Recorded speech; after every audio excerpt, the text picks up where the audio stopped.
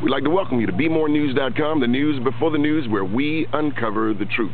Mr. Lou Fields down here at L.E.O.N. Day Park. How are you, sir? Fine, sir, fine. Good. Project L.E.O.N, right? Yeah, Project L.E.O.N is a day dedicated to the memory of those loved ones that we all have lost. But today we have special people.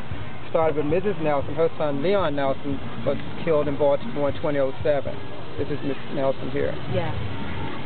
Hi, my name is Greta Carter. My son was killed August the 12th of 2006. His name?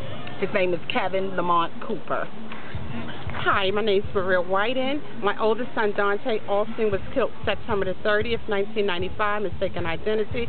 My middle son, Ray Austin, was also killed January the 6th, 2007. My name is Alice Oaks. My son was killed January 25th, 2008. His name was Irma Lawson. And what we would like to say to all of you who have lost loved ones, we share your pain, we share the loss of a loved one, but more importantly, we now must come together, all of us who have lost loved ones in our city, and begin to forge a coalition so we all work together and support Project L.E.O.N, and then we can find a way to get the guns off our street and to get black love back into our community, where we put a value on African-American males particularly, so that they don't fall victim to what you see has happened to these beautiful women. Okay, ladies, want to go around the horn and just share some thoughts? I just want all the teenagers to be safe out there. We moved out of the city to make a better life for my two other kids, but just be safe out there. And also, as a mother of losing a child at a young age, I would just like to say to the young persons to come together as one and to love one another and stop this violence in our streets. Being a mother and losing two sons, I would say that's very devastated. I would like to see love back into the community, more togetherness, and just to learn how to love each other and to bring the respect back. Because you have to have respect. If you don't have respect, then you don't have... Oh, I messed up. No, it's all good. Come on. It's all good. You have to have respect for each other, because respect starts with you. Okay. How are you able to keep on? One of the things I did, I'm one of the co-founders for Joy for Healing. Joy for Healing is a Christian-based organization built around three mothers who lost their sons. Greta Carter is one of the mothers, and Alice Oaks. So what we do, we go out and reach out to other mothers that lost their children and just give a lending hand, support them if they need assistance with flowers or anything that they need, we're there for them. How can people support you? Is there contact information? Yes, Joy for Healing is our email address, joyforhealing@yahoo.com. Okay. And as a mother, because my son was only, well, he was 31, so he was a man, but the person that killed my son, he was a young man, so we went to court a couple of weeks ago, so we did find the boy guilty, but because he was so young, my heart went out to the mother. So we mothers have to instill good values in these children up to date, because there's no value. They have lost themselves to these streets. So what about the fathers? Any word to the black men out here? The black men, because my son left 4 children behind. I still have another son that has 3 children.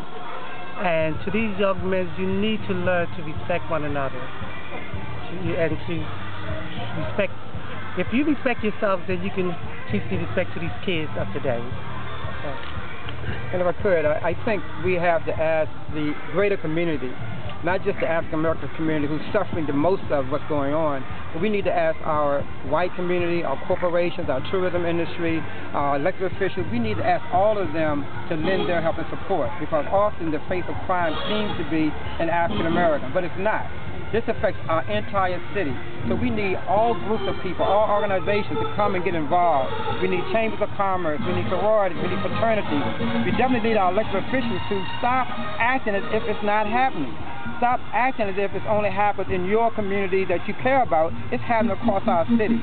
Shootings are everywhere, and we need everybody's input at this point in time. We can no longer think we're going to solve this problem by ourselves. A special thank you to Tiffany Master, yes. She's the aunt, I believe, of Leon Nelson, who we're here today to use his life to symbolize all of the loved ones that people are losing in our community. It must stop. The shooting must stop. And we must have elected officials who are paid to lead us out of this mess. We cannot just wait until something happens to come on TV and give us a 30-second soundbite. We need an organized effort from our mayor, from our city council president, from our city council reps, our senators, our governor. All of us must come together now to fight this problem. Okay, Doc Cheatham, I'm going to wrap it up for us. Donnie, want to say to the entire community, on Friday, August the 28th, the anniversary of the March on Washington, there will be a major prayer vigil and rally at the corners of Gay and Fayette Street. That happens to be the location in front of the War Memorial. We're encouraging the entire community to come to pray with us, to rally with us. The rally is called Silence the Violence, Stop the Killing.